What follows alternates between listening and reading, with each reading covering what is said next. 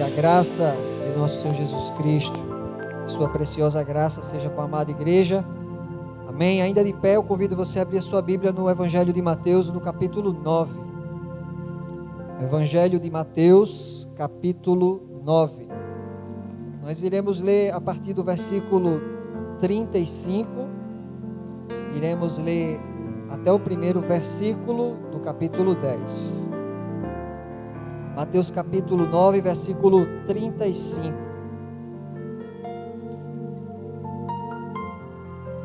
Você achou? Amém? Diz assim: Jesus ia passando por todas as cidades e povoados, ensinando nas sinagogas, pregando as boas novas do reino e curando todas as enfermidades e doenças. Ao ver as multidões, teve compaixão delas, porque estavam aflitas e desamparadas, como ovelhas sem pastor. Então disse aos seus discípulos: a colheita é grande, mas os trabalhadores são poucos. Peçam, pois, ao Senhor da colheita que envie trabalhadores para a sua colheita. Chamando os seus 12 discípulos, deu-lhes autoridade para expulsar espíritos imundos e curar todas as doenças e enfermidades. Amém. Se assente dando graças a Deus pela sua preciosa palavra. Eu dei de título a essa breve reflexão: o Evangelho que se materializa. E para você que gosta de tomar nota, nós iremos abordar neste início 5 palavras com a letra C, ou seja, 5 Cs, sobre esse texto inicial. O primeiro C é o C de contexto, o segundo, conteúdo, o terceiro, característica, o quarto, compromisso e o quinto, capacitação. Então, o primeiro C, a primeira direção que o texto nos dá é sobre o contexto da missão, ou seja, ele responde qual é o nosso onde fazer a missão. O texto diz: Jesus ia passando, versículo 35, por algumas cidades. É assim que diz o texto? Por todas as cidades e povoados, lugares pequenos, lugares grandes, e essa igreja vai se expandir por todos os lugares que Jesus nos permitir. 1 Timóteo capítulo 2, versículos 3 e 4 diz assim: isso é bom e agradável perante Deus nosso Senhor, que diz assim, que deseja que todos os homens sejam salvos e cheguem ao conhecimento da verdade. E hoje é noite de salvação e de conhecermos um pouco mais o nosso Deus, amém? A Bíblia também nos diz lá em João 3,16, um verso conhecido: porque Deus amou o mundo de tal maneira que deu seu Filho unigênito, para que, mais uma vez, todo o que nele crê não pereça, mas tenha a vida eterna. Então, Jesus nos deu uma ordenança de levar o seu evangelho por todo o mundo. E disse-lhes: ide por todo o mundo, isso é Marcos 16,15, pregai o evangelho a toda criatura. Então, o nosso onde, o texto já está dizendo, o nosso onde é todo o mundo. O segundo aspecto que se refere nesse contexto é a palavra conteúdo, e responde o que fazer, qual o conteúdo. O texto vai dizer assim: Jesus ia ensinando nas sinagogas, pregando as boas novas do reino e curando todas as enfermidades e doenças. Portanto, essa foi a tríade da missão de Jesus: ensino, proclamação e o serviço, aqui representado pelas curas e milagres. E diante disso nós devemos prestar atenção sobre o que é que está sendo ensinado e o que é que está sendo proclamado, porque no texto é bem claro: o evangelho do reino de Deus. O que está sendo ensinado? Qual é a mensagem que está sendo ensinada? A mensagem do reino. E nós precisamos de respostas bem claras para cada uma dessas perguntas. E no decorrer dessa reflexão, Eu espero que o Senhor nos traga essas respostas. O terceiro ponto desse texto nos fala sobre a característica de quem está envolvido com a missão do reino e responde ao como faremos a missão. O texto vai dizer assim: ao ver as multidões, diz, teve compaixão delas, porque estavam aflitas e desamparadas, como ovelhas sem pastor. As pessoas estavam aflitas, e hoje podemos talvez chamar isso como depressão. As pessoas estavam desamparadas, exaustas, e você deve conhecer inúmeras pessoas que devem estar assim cansadas, sofrendo de estresse. E as pessoas também estavam, o texto diz, como ovelhas sem pastor, ou seja, perdidas. A missão de Deus, pelo texto, nos diz que não pode ser feita de qualquer jeito. Para fazer a missão de Deus é preciso ter compaixão, é preciso ter amor, é preciso ter misericórdia. O quarto ponto apresentado no texto nos fala de compromisso. O quarto C, e responde ao quem irá cumprir a missão. E essa mensagem é direcionada àqueles que são discípulos de Jesus. Tem algum discípulo aqui de Jesus? Amém? A seara é grande, Jesus diz, mas os trabalhadores são poucos. Peçam, pois, ao Senhor da seara que envie trabalhadores para a sua seara. Irmãos, vale ressaltar que nós não estamos envolvidos com a missão de uma igreja. A nossa igreja é que é comprometida com a missão de Deus. Só existe uma missão, e toda a igreja que segue a Cristo, ela é comprometida com essa missão. A missão é dele, e o texto nos fala que são poucos os trabalhadores. E pensando um pouco nisso, eu pergunto para você e pergunto para mim, qual tem sido o nosso grau de comprometimento com o reino dos céus, com o reino de Deus? Nós temos sido constantes? Quando a gente começa algo, quando a gente está exercendo o ministério, quando a gente faz o nosso chamado, a gente está sustentando até o fim? Nós temos sido confiáveis? O nosso líder, o nosso pastor, aquele que lidera você no ministério, ele pode confiar em você? Nós precisamos ter um caráter aprovado. E o quinto e último C nos fala de capacitação, ou seja, a autoridade que nos é concedida por Jesus. O primeiro versículo do capítulo 10 diz: chamando os seus 12 discípulos, deu-lhes autoridade para expulsar espíritos imundos, e diz, e curar todas as doenças e enfermidades. E eu faço mais uma outra pergunta: nós temos tomado posse da autoridade que o Senhor Jesus tem nos dado? Lá em João capítulo 14, versículo 12, Jesus nos diz: na verdade vos digo que aquele que crê em mim, também fará as obras que eu faço, e as fará maiores do que estas, porque eu vou para o Pai. E isso é extremamente confrontador para a minha vida e para a sua vida. Nosso pastor tem ministrado constantemente aqui sobre o assunto de autoridade, e nos faz lembrar de que Deus nos fez uma nação de reis e sacerdotes. Isso em cima do texto de 1 Pedro 2,9. No final de semana, eu estava assistindo um documentário sobre a cidade de Madrid, lá na Espanha, e mais uma vez me chamou a atenção de algo que eu compartilhei na última vigília. A catedral daquela cidade foi construída por 8 arquitetos, e ela durou mais de 100 anos para ser construída. E eu fiquei pensando, e você pode pensar, como é que alguém chega hoje e te convida para construir com a idade que você tem agora? Pense nisso, a construir uma obra que vai durar 100, 200 anos. É provável que você não iremos terminar essa construção. A gente precisa deixar um bom legado para que a próxima geração ela termine aquilo que nos foi confiado. E o que está sendo feito aqui nessa igreja será passado para as próximas gerações e com sucesso. Porque a base aqui, você já tem ouvido falar, a base aqui é oração.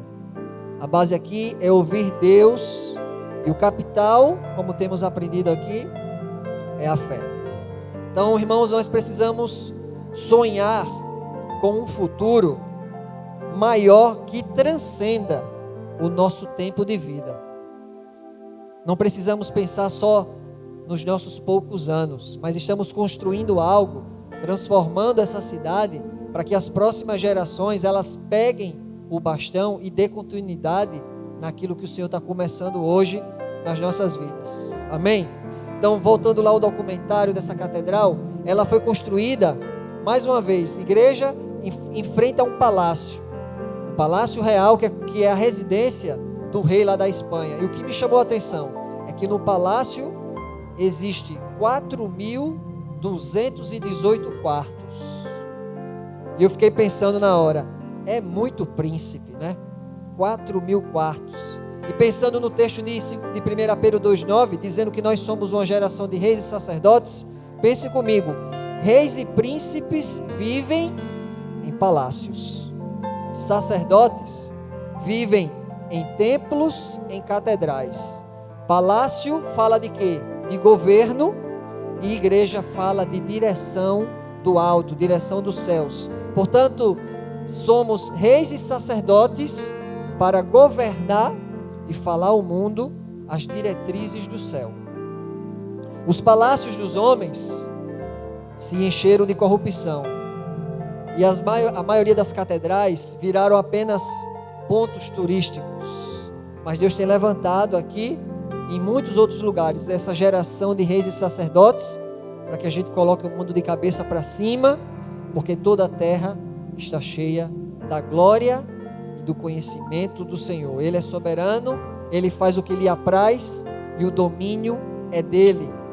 E sabe para que tantos quartos no palácio? O Espírito Santo falou ao meu coração, o meu palácio tem que ser assim, porque eu tenho muitos príncipes e princesas. E há um livro que a gente está estudando nos pequenos grupos, tem aí na lojinha, Igrejas que Transformam o Brasil. Nesse livro tem uma história que eu quero partilhar com você. Um casal chamado Arthur e Flávia, eles se mudaram de João Pessoa para um interior, uma cidade chamada Sapé, e lá eles buscavam mais qualidade de vida para os filhos, porque 2 filhos deles eram especiais. Eles foram para uma zona rural. Então nessa zona rural tinha um problema, lá não tinha água potável. Então eles tinham uma certa condição e decidiram então cavar um poço, mesmo sendo aconselhados que eles não teriam sucesso, né, ao cavar o poço. Então acreditavam os moradores que a água daquela região, se ele furasse um poço, era salobra. Então eles cavaram e encontraram água em grande quantidade e de excelente qualidade. Então, diante daquela situação, o casal observava diariamente os habitantes indo até um rio próximo, porque lá era a única fonte de água daquela comunidade. Então, o que foi que eles fizeram? O que foi que esse casal fez? Eles tinham água em casa, um poço deles, e via todos os dias os moradores indo buscar água num rio bem longe, uma água que não era de qualidade. Eu vou te dar a primeira opção. Você acha que eles fizeram uma reunião de oração para que Deus pudesse enviar água para aquele povo sedento? Senhor, vamos fazer uma campanha forte de jejum, de oração por aquele povo que está sofrendo sem água potável. Não foi essa a opção.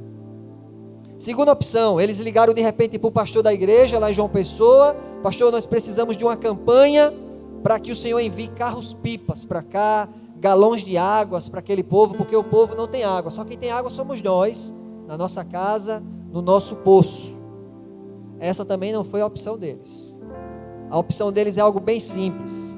E eu vou ler um trecho desse livro. Se você quiser, depois você procura Vivem e adquire o seu exemplar. Lá na página 110 diz assim: cheios de compaixão pelos pobres, dali, eles resolveram conectar mais um cano à sua caixa d'água e montaram uma extensão até os limites da propriedade por onde passava a estrada de barro, na qual transitava seus vizinhos. O casal não somente colocou 2 torneiras para o lado de fora do sítio, como também afixou uma placa com os dizeres: Jesus, a água da vida. E o que aconteceu, irmãos? Com algo muito simples que eles fizeram, olha, uma torneira de R$5. Começou a ter um engarrafamento até de jumentos, o livro diz, em consequência daquele ato de amor e misericórdia, porque as pessoas começaram a encher nessa torneira baldes e tonéis em frente à casa do casal. Depois de algumas semanas, 50 pessoas já se reuniam, diz o livro, na casa do casal para comerem e para conversar. Então o casal ligou para o pastor pedindo ajuda, né? O casal não tinha experiência para discipular aquele povo. Pastor, nos ajude, a gente precisa aqui de alguém para nos ajudar nessa missão. E o que é que o pastor faz? Chamou eles, deu um treinamento básico e disse: meus queridos, vocês são missionários, cuidem do povo que Deus entregou a vocês. E assim o casal Arthur e Flávia começaram a discipular aquele povo com as escrituras e com algo que foi o mais importante, com a própria vida. E com 4 anos, aquela igrejinha que se reunia em uma tenda já tinha ganho metade da população da cidade. 50% do povoado era crente. Irmãos, bastou só isso aqui, ó. Uma torneira. Lá foram 2. Em nome de Jesus, nós não podemos ver o mundo morrendo de sede e pedir a Deus algo que é nossa tarefa. Existem coisas que Deus não irá fazer porque é nossa responsabilidade. Tiago, capítulo 2, versículo 14 em diante diz: de que adianta, meus irmãos, alguém dizer que tem fé se não tem obras? Acaso a fé pode salvá-lo? Se um irmão ou irmã estiver necessitando de roupas e do alimento de cada dia, e um de vocês lhe disser: vá em paz, aqueça-se e alimente-se até satisfazer-se, sem porém lhe dar nada, aí Tiago diz: de que é que adianta isso? Assim também a fé por si só, se não for acompanhada de obras, está morta. Mas alguém dirá: você tem fé, eu tenho obras. Aí Tiago diz: mostre-me a sua fé sem obras, e eu lhe mostrarei a minha fé pelas obras.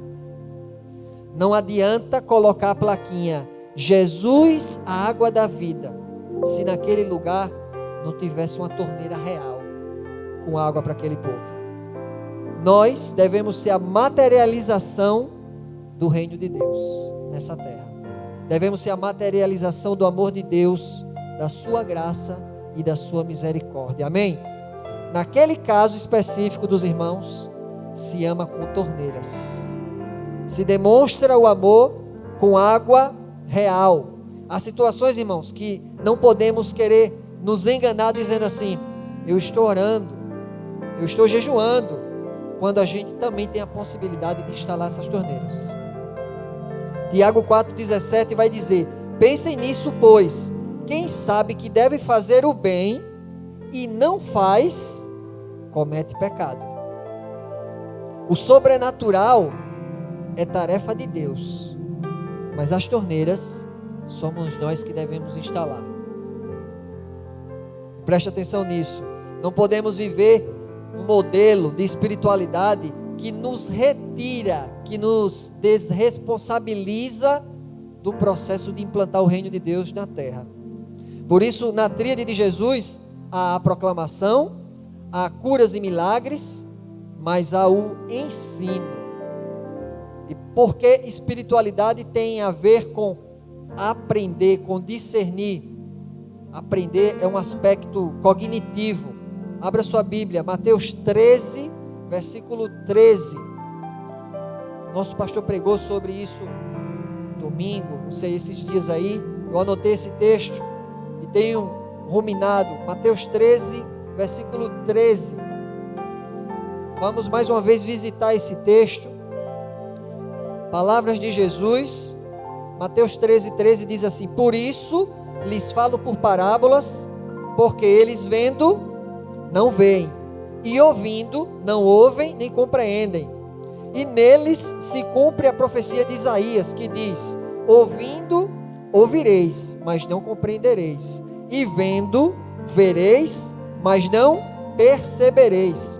Porque o coração deste povo está endurecido, e ouviu de mau grado com seus ouvidos, e fechou os olhos, para que não veja com os olhos, e ouça com os ouvidos, e compreenda com o coração, e se converta, e eu o cure. Mas bem-aventurados os vossos olhos, porque veem, e os vossos ouvidos, porque ouvem. Irmãos, nós devemos colocar os nossos sentidos bem atentos ao movimento dos céus. Nós precisamos interpretar melhor as cenas da vida, e isso tem a ver com saber ver, saber escutar, saber sentir o mundo. O mundo não entende alguém que diz assim: eu amo Jesus e nada mais. Muitos são enganados pela religião e se tornam insensíveis porque se comportam como idólatras. Lá em Salmo 115, versículo 4 ao 8 diz assim: os ídolos deles são prata e ouro, obra das mãos dos homens. Aí diz assim: tem boca, mas não falam, tem olhos, mas não veem, tem ouvidos, mas não ouvem, nariz tem, mas não cheiram, tem mãos, mas não apalpam, tem pés, mas não andam, nem som algum sai da sua garganta. Olha o que diz agora: tornem-se semelhante a eles os que os fazem e todos os que neles confiam. Observe bem, como o ídolo não possui os sentidos, o ídolo é insensível. Os olhos falam de saber ler a vida, discernir, interpretar, enxergar como Jesus enxerga. Jesus nos diz em Mateus 6, 22 e 23: a candeia do corpo são os olhos, de sorte que se os teus olhos forem bons, todo o teu corpo terá luz. Se porém os teus olhos forem maus, o teu corpo será tenebroso. Se portanto a luz que há em ti são trevas, quão grande serão tais trevas. A forma de um discípulo ver o mundo é diferente, porque ele enxerga pelo olhar de Cristo. João 8,12 diz assim: falou-lhes, pois, Jesus outra vez dizendo, Jesus disse: eu sou a luz do mundo, quem me segue não andará em trevas, mas terá a luz da vida. Observe que o texto diz assim: falou-lhes, pois, Jesus outra vez. Uma mensagem que foi repetida naquele tempo e talvez precise ser repetida mais uma vez nessa noite. Preste atenção nisso. A luz não é tanto o que você vê diretamente, mas algo pelo qual você vê todo o resto. E é por isso que Jesus, sendo a luz do mundo, Ele nos ilumina para que a gente possa, através do olhar dele, olhar, interpretar o mundo da maneira correta. Jesus nos diz: olhos bons resultam em luz para todo o corpo, para o teu caminhar. Ou seja, as ações que você vai ter são ações com discernimento e que refletem os valores dos céus. Já os ouvidos nos remetem ao aprendizado, e é fundamental escutar, mas também obedecer. Guarde isso com você: quem escuta e não obedece tem o mesmo resultado de quem nunca ouviu. Vou repetir: quem escuta e não obedece tem o mesmo resultado de quem nunca ouviu. E talvez seja algo muito óbvio isso que falei, mas quem não escuta não sabe falar. Quem não escuta também não sabe falar. Eu vou construir a frase do modo inverso: Só sabe falar quem antes sabe escutar. Por isso é que os discípulos pediram a Jesus em Lucas 11: Senhor, ensina-nos a orar. Nos ensine, Senhor, a falar com o Pai Celestial. E que a gente nunca esqueça que diante da oração, mais importante é o que Deus tem a nos falar do que aquilo que temos para falar com o Eterno. Você pode falar, você pode expor, você pode pedir, mas nunca esqueça depois de parar para ouvir o que Deus tem para te falar. Porque as palavras dele são mais importantes do que as palavras que eu tenho para dizer a ele. Muitos sofrem porque são surdos e cegos para si mesmos. Eu vou abrir aqui um parênteses, irmão. Todo mundo conversa sozinho. Porque quem não conversa sozinho, aí é que é doido, né? Quem conversa aqui sozinho? Não sou eu? Eu pensei que sou eu que converso aqui sozinho, né? Porque Isaías, quando viu o Senhor, a primeira coisa que ele disse assim: ai de mim. Ou seja, a luz de Deus faz com que antes da gente ver o próximo, nós antes disso possamos ver a nós mesmos, nos enxergar. E para eu ser mais claro, responda para você mesmo: como é que vai a sua vida? Você consegue enxergar isso? Porque antes de você ver alguém, ver o mundo, ver o próximo, você precisa ver a si mesmo. Como é que está o seu casamento? Você consegue enxergar? Você está feliz, está satisfeito? Como é que está o seu coração? Como andam as suas emoções? Como vai a sua relação com Deus? Como está a sua relação com seus filhos? Como é que está a sua relação com o seu cônjuge? Com a sua família? Você está se cuidando ou você está se autodestruindo? Você sabe responder essas perguntas? Quais são os seus defeitos? Você consegue enxergar isso em você? Quais são as suas dificuldades? Quais são os seus pecados?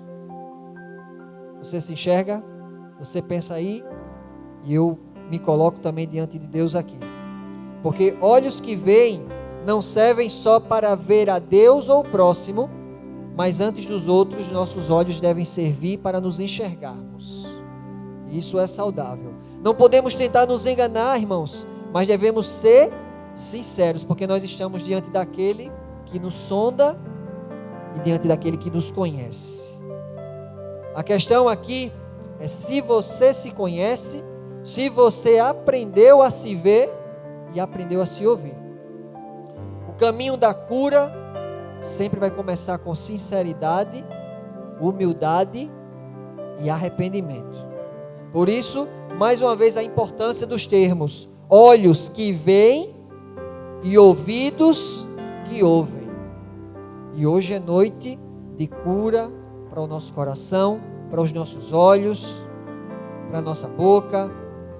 Os fariseus, eles ouviram as palavras de Jesus, eles viram as obras de Jesus, mas estavam tão cegos e surdos em seus rituais religiosos, que lá em Lucas 11:15, eles disseram assim: ele expulsa os demônios por Beelzebu, príncipe dos demônios.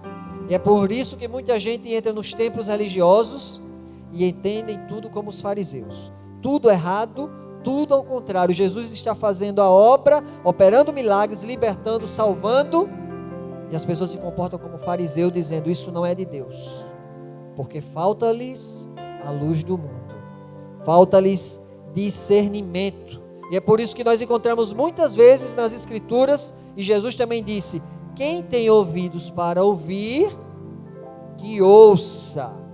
E o que o texto está falando, irmãos, não é quem tem o pavilhão auditivo, não. O que ele está dizendo aqui, que Jesus está ensinando, ele está ensinando através de parábolas. E a minha oração aqui é que a gente saia mais sensível à voz do nosso Deus, que a gente possa ver o mundo através dos olhos de Cristo e possamos ter uma capacidade interpretativa da vida e do reino de Deus de modo mais aguçado. E nesses últimos tempos, muitas pessoas que pegaram esse Covid, eles ficaram, inclusive ficamos sem olfato, ficamos sem paladar, as pessoas foram afetadas, muitos ficaram sem sentir o gosto, né, das comidas.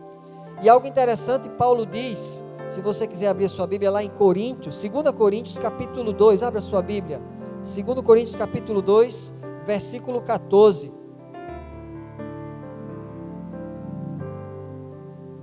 Vamos falar agora sobre o olfato. Diz assim, 2 Coríntios capítulo 2, versículo 14, Paulo vai dizer: graças, porém, a Deus, que em Cristo sempre nos conduz em triunfo, e por meio de nós manifesta em todo lugar a fragrância do seu conhecimento, porque nós somos para com Deus o bom perfume de Cristo, tanto nos que são salvos, como nos que se perdem. Para com estes, cheiro de morte para a morte, para com aqueles, aroma de vida para a vida. Quem, porém, é suficiente para estas coisas? Então, observe quantas coisas profundas há nesse texto. Primeiro, um Deus que sempre nos conduz em triunfo. Segunda coisa que eu tirei aqui, marquei no texto, há uma fragrância que deve ser manifesta, e o texto diz que essa fragrância se manifesta por nós, por mim e por você, amém? O perfume, o texto diz que é de Cristo, o perfume é de Cristo. Então, só fica com cheiro de Jesus quem anda com Jesus, só fica com cheiro de Jesus quem é como João, que deitava a cabeça no peito de Jesus, quem tem intimidade com Jesus. E você já deve ter tido essa experiência, você cumprimenta alguém na rua, você dá um abraço em alguém, no amigo, e você volta para casa com o perfume daquela outra pessoa. E o perfume de Cristo é do mesmo jeito, é para quem tem intimidade com o Mestre, quem anda com Jesus, volta para casa com o perfume de Jesus. E é por isso que o olfato é necessário, e há ocasiões e situações em que dizemos: Jesus está aqui, estou sentindo o aroma, o perfume de Cristo. E por onde eu e você passarmos, que nós possamos exalar a fragrância de Cristo, e o mundo possa olhar para a gente e dizer assim: vocês têm cheiro de Jesus, vocês têm um perfume de Cristo. Já aqueles que perdem o paladar não conseguem provar o pão da vida. É por isso que tem muita gente que participa das reuniões religiosas e volta para casa faminto.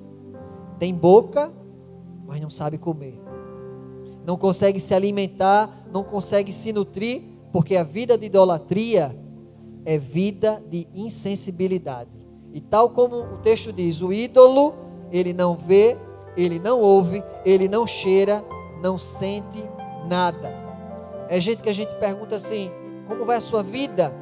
Diz assim: tanto faz como tanto fez. É gente que coloca para tocar músicas que dizem que deixa a vida levar ele, porque não tem mais direção e não tem ouvidos para ouvir. Mas hoje Deus tem alimento para você e para mim, para que a gente possa sair daqui nutridos por Deus, amém? E olha que passagem interessante lá em Marcos 8, Jesus se encontra com um cego em Betsaida. Jesus cospe nos olhos do cego e pergunta aqui para o cego: o que você está vendo? E o cego diz assim: vejo os homens como árvores. Então Jesus repete o processo de cura, e o texto diz, Marcos 8, versículo 25: mais uma vez, Jesus colocou as mãos sobre os olhos do homem, então seus olhos foram abertos e sua vista lhe foi restaurada. E diz assim: e ele via tudo claramente. Eu aprendi com Isaías que se não vemos em nossa vida primeiramente a Deus, não conseguimos nos enxergar bem, e muito menos o outro. Porque lá em Isaías 6 ele vai dizer: vi o Senhor. Quando ele vê Deus, ele consegue se ver, e só então ele consegue ver o outro. Então, pode parecer até algo óbvio, o cego diante de Jesus, mas quem não vê Jesus bem, irmãos, não enxerga mais nada nessa vida. E nós estamos hoje diante desse Jesus, porque só Ele pode abrir os nossos olhos, porque Ele é a luz do mundo. Tem muita gente que enxerga muito dos outros e nada de si mesmo. Esse tipo de pessoa também é cega e precisa do mesmo processo do cego de Betsaida com Jesus. Irmãos amados, eu creio que também precisamos disso nessa noite.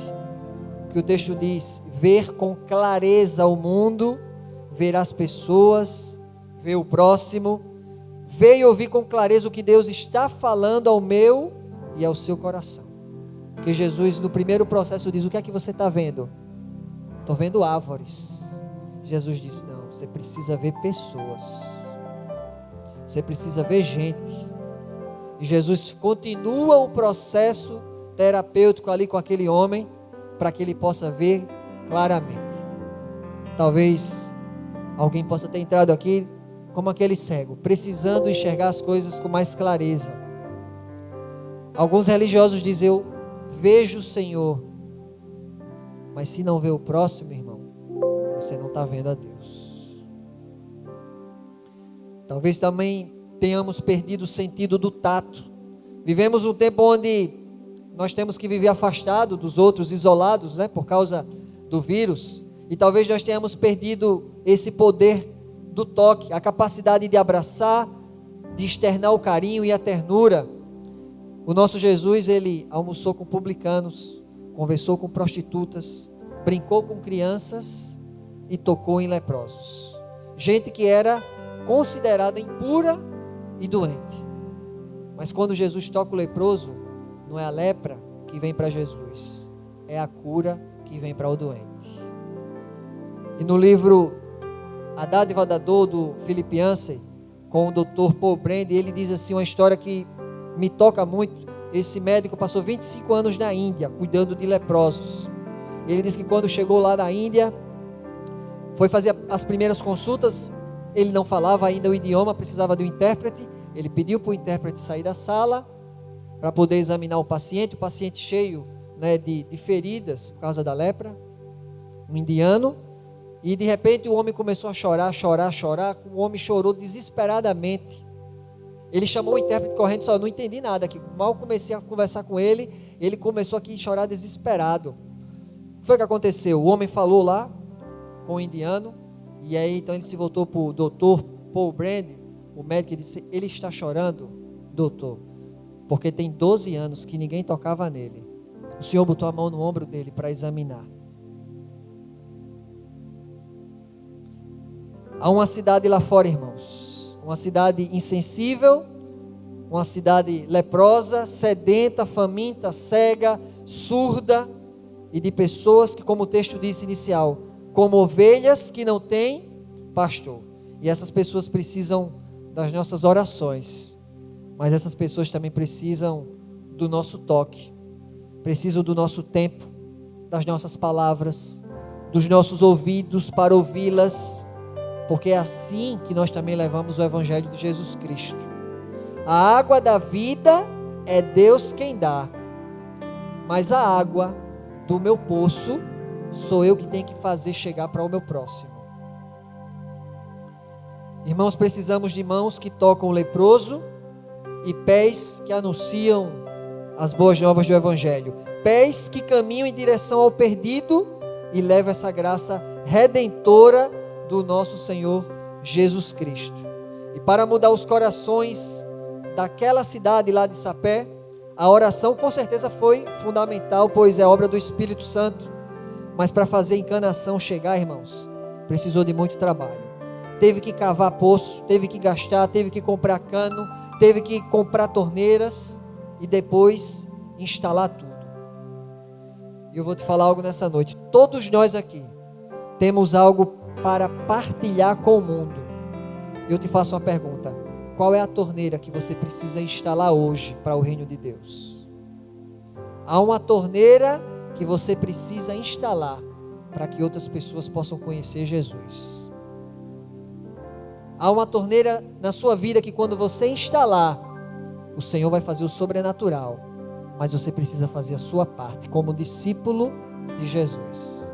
E é o Espírito Santo que vai falar ao teu coração o que você precisa empreender, o que você precisa tocar, quem você precisa falar, o que você precisa gastar, o que você precisa investir. Tem pessoas que o Espírito Santo vai te mostrar. Quando você sair ali pelas portas ali, ele vai dizer: instala uma torneira aqui e Ele faz a obra. E eu fico pensando, se aquela cidade conseguiu, teve aquele sucesso, eu fico pensando, se daqui a 2, 3, 4 anos, não sei, a gente pudesse dizer assim, metade de Maceió está convertida, porque instalamos torneiras para o reino dos céus.